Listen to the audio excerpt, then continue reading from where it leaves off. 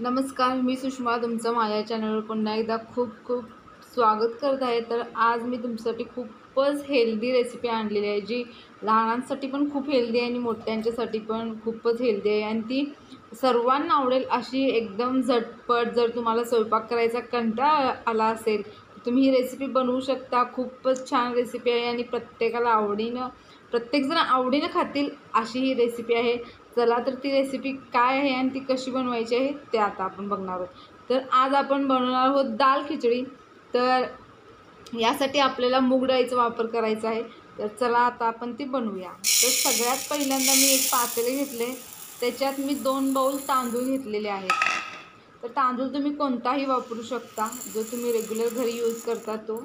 त्यानंतर मूग डाळ वापरलेली आहे। मूग डाळ मी 2 वाटीला थोडीशी कमी वापरलेली आहे।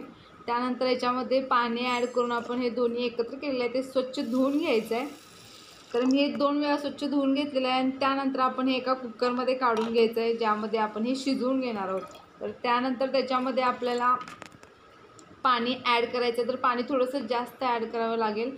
त्यानंतर याच्यात मी हळद टाकलेली आहे आणि थोडंसं चवीपुरतं मीठ टाकलेलं आहे आणि ह्याला आता 3 आपण छानशा शिट्ट्या करून घेऊया। नंतर मी एका साईडला गॅसवरती कढई ठेवलेली आहे, त्याच्यात तेल ओतले 2 चमचे, त्याच्यामध्ये जिरं टाकून छानसं त्याला भाजून घेतलेलं आहे आणि त्यानंतर त्याच्यात मी लसणाच्या 2 पाकळ्या बारीक कट केलेल्या ॲड केल्या। त्याच्यानंतर एक बारीक कट केलेला कांदा ॲड केला आहे। त्याच्यानंतर हिरवी मिरची पण टाकलेली आहे, 2 हिरव्या मिरच्या मी बारीक कट केल्या आहेत ते ॲड केल्या। त्यानंतर याच्यामध्ये आपण एक कट केलेला बारीक टोमॅटो याच्यामध्ये ॲड केलेला आहे, ते पण आपण व्यवस्थित असं मिक्स करून घ्यायचं आहे। त्यानंतर मी कढीपत्त्याची 4 ते 5 पानं याच्यामध्ये टाकलेली आहेत, ती पण मिक्स करून घेऊया। त्यानंतर हळद याच्यामध्ये टाकलेली आहे, अर्धा चमचा हळद आहे। त्यानंतर धने पावडर टाकलेली आहे, थोडासा मसाला आपण याच्यामध्ये ॲड करायचा। तर ही धने पावडरच आपण याच्यामध्ये वापरलेली आहे आणि त्यानंतर हळद, हे छानसं आपण मिक्स करून घेऊया।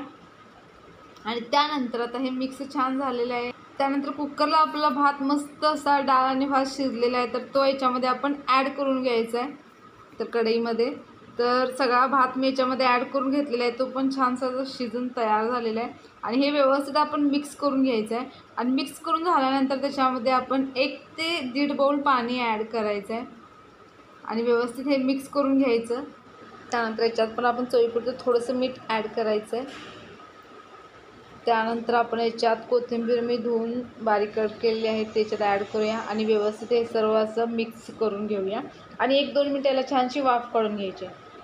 आणि त्यानंतर तुम्ही बघू शकता आपली मस्त अशी ही दाल खिचडी तयार झालेली आहे खाण्यासाठी। तर खूपच टेस्टी आणि खूपच खमंग अशी लागते। तर तुम्ही बघूनच तुम्हाला कळत असेल की ही खिचडी किती सुंदर झाली असेल। तर खूपच छान रेसिपी आहे, एकदम झटपट होऊन जाते आणि जर तुम्हाला स्वयंपाकाचा कंटाळा असेल तर तुम्ही झटपट ही बनवू शकता। चला तर मग तुम्हाला माझी ही रेसिपी आवडली असेल तर लाईक करा आणि चॅनलला सबस्क्राईब करायला विसरू नका। थँक्यू।